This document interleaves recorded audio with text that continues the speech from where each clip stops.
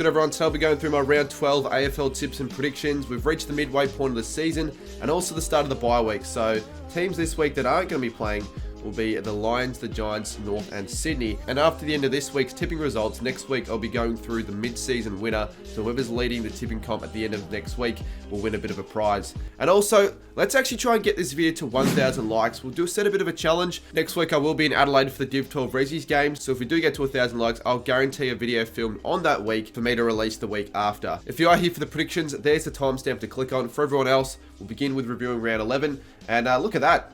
Look at that. I'm taking a round 11 score of 8 out of 9. My best score all year. And it was also a score where I used the Joker. So I'm very happy. Sydney got right by only 3 points. I was off with the margin. I was taking definitely that. I tipped the Pies. And they should have won. Deep down, they should have won. Obviously, the two sides drew. Carlton beat the Suns. Port beat North. GWS beat Geelong, which was a pretty good tip since most tipped the Cats. Essendon did beat Richmond. This is where I should have probably went the Hawks because they've had the knack to beating the Lions for some reason. I thought the Lions surely get up. They didn't. But of course, the D's and the Crows got up. So at 8 out of 9, Griff, Hawks, Paul E5 both tipped a perfect score of 9 whilst using the Joker. Yes, look at that. I was 7th for the round. That is as good as I'm going to get, honestly. I'll definitely take 7th for the round. And we'll have a look to see if anyone else also tipped a perfect 9 that didn't use a Joker. Because it wasn't the most difficult round, I don't think, to be tipping. Mullet and Mo got a perfect round of 10. And that was also it with Link 76. So only 4 people this round got a perfect score of 9. Obviously, you get the extra point if you do get a perfect score. And total score. Now, this is going to be interesting, right? Because remember, next week we'll go through the mid-season winner. Max Hogan on 90.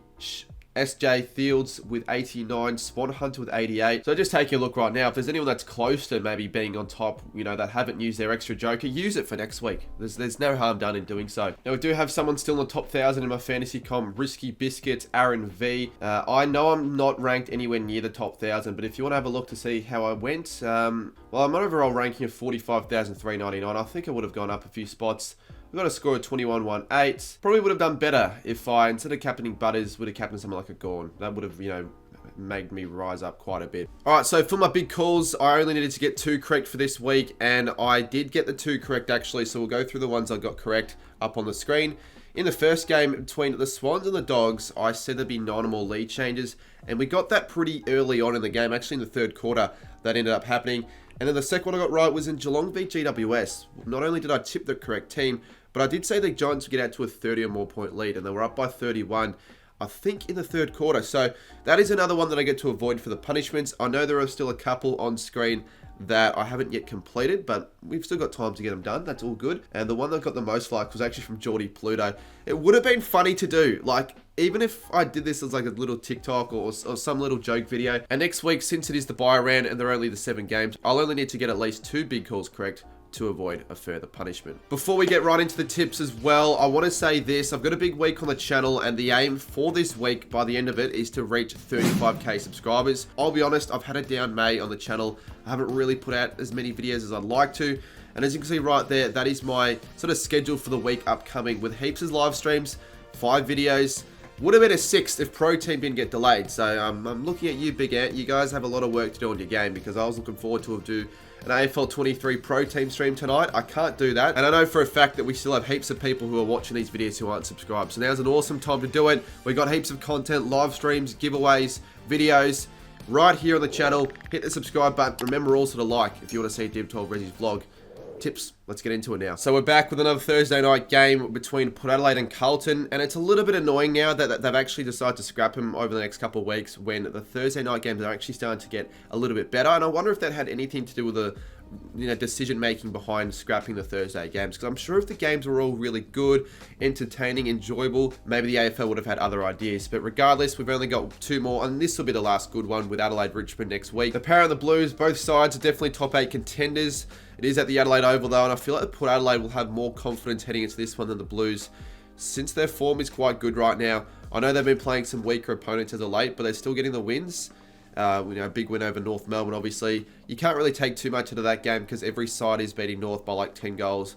And I feel like the Power, they were good without being great. They're third on the ladder though, but you know, they're going to start versing some tougher competition, so we can't be too convinced yet on the Power. And Horne-Francis was in some good form against his former side, so I'll be interested to see how he goes against the Blues on a Thursday night. The Blues got a relatively expected win, I thought, on the weekend. I was at this game. I thought the Blues would take control sort of from the third quarter onwards and win by 4 or 5 goals, and exactly that is what occurred. They definitely did blow it away in the second half. I mean, late in that third quarter, and early in that fourth is when all the goals exploded for the Blues. They did dominate in the midfield, and I thought Williams, you know, up forward was actually quite handy with 4. Cripps and Walsh in the midfield were quite handy as well. And Curnow, after being well held by Mac Andrew in the first half, kicked 4 in the second half and realistically could have kicked 5 or 6. I think it's definitely more of a significant game for Carlton. They're not great at the Adelaide Oval. They haven't even beaten an Adelaide Oval. Is this going to be a game where the Blues prove themselves away from home in a primetime stage? I think it's going to be wet and slippery. And I think the Power will be better suited to those conditions, especially with the game being played at home. I think the Power will get it done, but I think we're going to be expecting the trend of Thursday nights to continue to be quite decent now. And I'm going to say the Power get the job done in a close one by 8 points. Well, my big call is that Port Adelaide kick 5 or more goals in the final quarter. Now on the Friday, we've got a game I think will be really underrated. A Collingwood take on the Western Bulldogs. Now this is one of those games where I do want to attend because I won't be going to much footy this week, and there's a genuine chance that maybe I do 5 or 6 live reactions this week if I can't. So if you have a spare ticket, I sometimes ask in my tips videos and you know, wanted to give it away or sell it, let me know on Instagram or email me because I definitely want to go to this game, but I have a feeling, given it's Collingwood and the Western Bulldogs, home game for the Pies at Marvel, it'll probably be a sellout, won't it? But I do think this will be a cracker. That's why I'm actually interested in going. And I think the 87% back in the Pies just doesn't do it justice for the Western Bulldogs. I think this game's going to be a whole lot closer than what the tipsters are suggesting. Well, think about it. The Pies dropped an extremely winnable game last week against Freo. They did have quite a young list playing. Well, actually, they didn't. They had the oldest because of the fact they've got so many veterans, but they were fielding lots of players who played under 10 games, given Collingwood have quite a bad injury list at the moment, and that injury list has actually gotten quite a bit worse now, with Cox out, Mychik out again, and I think De Goey's still out for another month. It was just disappointing for Collingwood though, because that was one of those games where, yes, they got the point still, they drew, but it realistically should have been a win. So that draw felt more like a loss for them, I think, because they were the better side for longer. They definitely did mess up quite a few shots on goal and all that. You know, they can maybe afford to lose a game against the Dogs, who I think are going to be back with some fire in their bellies. The Dogs were gallant in defeat last week, I thought, against the Swans, and if they had a full bench, potentially could have won. I thought they fought till the end quite well after Sydney got a hold of them in that third and in that last. Yeah, the Dogs actually fought back quite well. They got it within 8 points, and then that stupid umpiring call late, which possibly cost them the game. And you could say the same thing for Collingwood, actually, you know, costing a goal. So some umpiring decisions that didn't go both of these sides' ways. I just feel like the Dogs right now are in some really good form, and it's at Marvel Stadium, and it definitely suits the Dogs more despite it being a Collingwood home ground. I just think this is one of those games where the Pies are a bit vulnerable. They've got a lot of injuries. They could probably afford to drop a game. I know they are 7th right now, but they haven't lost since the Saints still. The Dogs probably want to win this game a bit more, so I think the Pies in a way are due for a little bit of a loss, a bit of a poor night, and I think the Dogs will walk away with a win tonight, and I think it's going to be, yeah, a really, really good game for the Dogs, and I think they're going to get the job done by 15 points in an upset, because most are tipping the Pies 87%, with the Dogs to win this game after trailing for longer as my big call. All right, next up, we've got a game I think will also be quite good, actually. We've got Hawthorn and Adelaide at the MCG. This is going to be another one of those games where if I can't go to Collingwood, the Western Bulldogs one, I might go to maybe the first half of this one, because if I don't, and I can't get to the Friday night game, this will be probably the first round in like 3 years where I haven't attended a single game of footy, and I don't want that to be the case. Regardless though, when we're talking about the two sides, I feel like it's safe to say that both these sides are in some pretty strong form and playing some really exciting footy. For mine, I think this is certainly going to be one of those better games than what maybe a 12th v 14th place side's going to be. Hawthorn against the Lions, they dominated, recording a lot of scores from the middle. You know, made the Lions look like a second-rate side for most of the game, and they always just seem to beat the Lions for some reason, Hawthorn. It's something that I knew about, but I didn't take fully into consideration, considering especially at the Marvel Stadium, Hawthorn can be a little bit of a, you know, hot and cold side, and I thought the Lions at Marvel are quite a bit better. But, you know, Hawthorn's form right now is quite strong. But also with the Crows, their strong form has also continued. I wouldn't say they've had a bad game in a while, probably since around Gather-Round, I'd almost say. So, Adelaide, I thought they'd beat the Eagles, but not as convincing as they did. They won by 99 points. They could have been 100. They were clinical from the word go. They kicked 7 goals to none. Basically scored very heavily every quarter. And they're back to scoring quite heavily, the Crows, after being one of those sides early on that just couldn't quite score. So, it's going to be a tough one. I think the Crows, they've found it tough as of late at the MCG to get those wins. I can recall probably 3 or 4 games where they've lost in close ones at the G. But Hawthorn, whilst they're still one of those really dangerous sides that can play good footy anywhere. I think it's a side that Adelaide will probably match up quite well against. The Hawks aren't as good as a side as, the D's or the Pies were, which Adelaide did verse and losing close ones. So I think if the Crows want to still be a chance to make the 8, and if they're really legitimate, I think the Hawks will bring their best and all, but I feel like, surely the Crows get the job done. It's going to be a really tough one to tip, though. It's 38% to 62, but I'm just leaning on the Crows because I think they're just a little bit of a better side. They've been close to the G so often, so I think they'll get one done in a pretty good game by, I'll say, 18 points, with my big call, Crouch and Dawson combined for 65 or more disposals. Alrighty, next up, we've got West Coast and St Kilda, the Saturday twilight time slot. If there's any AFL live reaction you're going to want to be tuning into this round, for my live streams, this is the one, because this could be almost as good as the Adelaide v Saints game in terms of entertainment. Unbelievably, we've gotten to the point where the Eagles are now starting as favourites against the Saints. I can't remember the last time the Eagles have started in favourites in a game, let alone against the Saints. Who would have thunk it, really? And I'm not surprised one bit, honestly. Despite the Eagles getting smashed by basically 100 against the Crows, they've still been playing more convincing footy. But the thing is, this is at home. And convincingly, they've been playing good footy at home over the last 3 or 4. They've won 3 at home in their last 4, scoring 100 plus in those 3 wins and winning by 30 plus in all those games. So this is going to be a very dangerous task for the Saints if they're not ready. And I wouldn't say the Saints are going to be ready for this, considering how flat they've been. They're 3-8. Again, they played really average footy. They got a few junk time goals late, but should have lost by more. If you saw the scoreboard, 162 doesn't truly reflect how poor the Saints were with Melbourne's inaccuracy early on, again with a few junk time goals. The D's in the middle, they just completely dominated. Gordon in the air dominated. Saints butchered the ball, once again played slow and safe, and I feel like if the Eagles play that quick, exciting brand that we've seen at Optus over the last few weeks, particularly, with Reid and Waterman dominating and firing, then the Saints could be in for a really tough day at the office. Although I think this game's going to be a wet weather one, so it's going to play into St Kilda's hands a little bit more. The Eagles aren't going to be as silky with their ball movement. So I think it's just going to be one of those scraps, really. It's going to be close. I really do think this is going to be a close type battle. St Kilda realistically should win, because I think they're better than the West Coast Eagles. But given form and all that's going on right now, and trust and everything like that, I'm leaning towards the Eagles. Can you believe that myself, as obviously a Saints fan, is actually tipping against St Kilda against West Coast after what we've seen the last few years? Yeah, they're more promising right now, so I'm going to back them in. We're going West Coast in this game by 13 points. With my big call in a game I'll be streaming, the margin will not be going over 18 points. Please stay tuned for the live stream, because this one's going to be a ripper. All right, next up we have at GMHBA Stadium, Geelong and Richmond. This has got to be the worst game of the round, I feel like, and I think all the other games have been quite difficult to predict up until this one. This isn't going to be that good of a game, you wouldn't think. It's the first time since 2017 we're actually going to be seeing Richmond play at the Cattery, and it's probably because they suck now. They normally have these fixtures when Richmond or the Hawthorns or whatever aren't very good, so it's not as surprising, and surely you'd be backing the Cats in this one. Although Richmond were quite impressive last week. Despite the result, they weren't talented and they weren't able to keep up to the end and get the win, but I thought only losing by, was it, a couple goals against Essendon, who were sitting pretty second on the ladder, is a pretty good achievement for them. And I thought Dusty was also back to his best. It was quite entertaining to see. And for the people saying that this could be one of those games where an upset may occur, maybe they'll be playing into the fact that the Cats have lost, 4 in a row, and they're really looking like they're going to slump this season and possibly slump out of the 8 altogether after winning their first 7 games. They are obviously again leaving it late in games. At GMHBA against Port Adelaide, they were down by like 48 or 49. Against the Giants, they were down by 31. Both those games are lost by under a goal.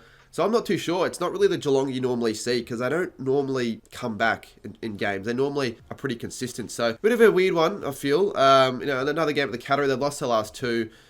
People, especially Geelong fans, are saying umpiring was the reason they lost last week. It wasn't the reason you lost. It was poor efficiency mainly. Like 25 inside 50s in the last, and you could barely get any goals out of it. And Lee Quillier, thankfully, stopped you guys from winning it. I'm talking to the Cats fans because they were really salty last week. And for my tips as well, it was good to see him do well. But regardless, this should surely be a rebound game for the Cats. I've got no faith in Richmond against the Cats here.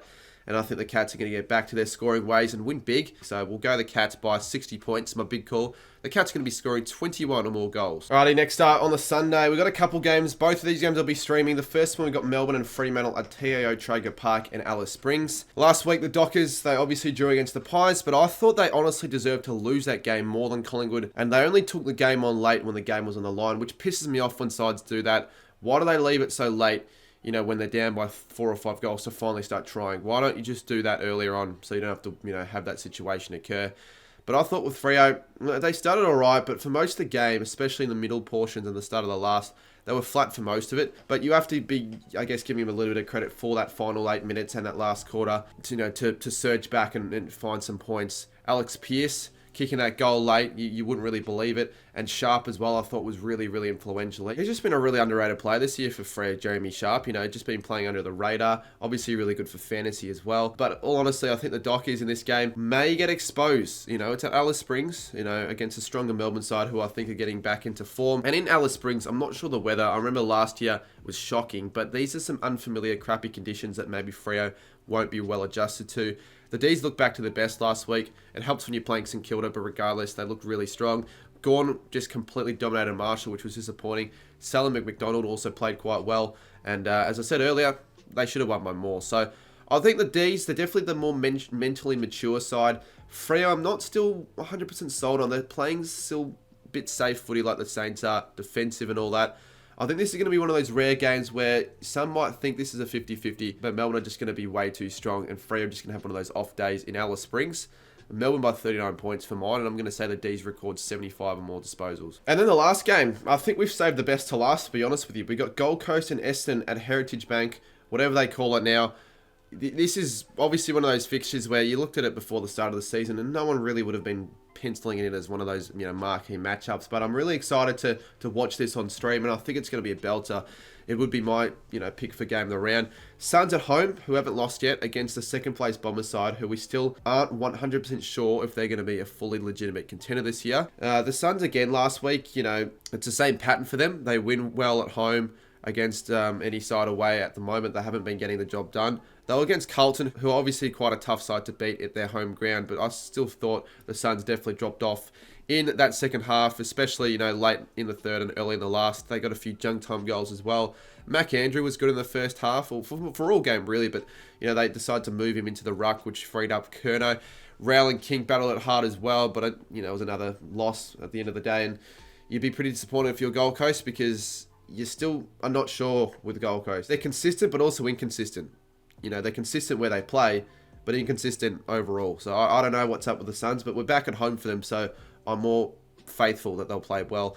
Essendon second in the ladder, obviously. I still think they could slide possibly with a few unconvincing games as of late against North and Richmond. Will they get the job done over the Gold Coast Suns? This is one of those games where I feel like if they win, it could be a massive scalp, beating the Suns away. Tough one. 54% are going Essendon, despite them being $2.25. I think they're just going Essendon based on ladder, and don't understand that the Gold Coast ground for them is a fortress. I think the Suns are going to win this game by 4 points. It's going to be one of those games where we're going to see many lead changes. It'll be exciting. But I think the Suns by 4. My big call. I think there'll be a late match winner in the last 5 minutes of the game to either side. All right, so the midway point of the home and away season for the tips. I'll do my mid-season ladder predictions next week as well. But these were my tips. I went the Power, the Dogs, the Crows, the Eagles, the Cats, the D's, and the Suns. Quite a few tough ones to tip. Let me know down below how you think my tips are going to go this week. And drop your tips down below as well for this round, as well as some punishment that I can do for next week if I don't get the big calls correct. Until then, though, I'll see you tomorrow for another video. Lots of streams later this week and still a few more videos to come. So, exciting things on the channel. We're finally getting back into the rhythm of things despite the hard drive being lost. It is still lost, unfortunately. But yeah, I will see you soon in my next video.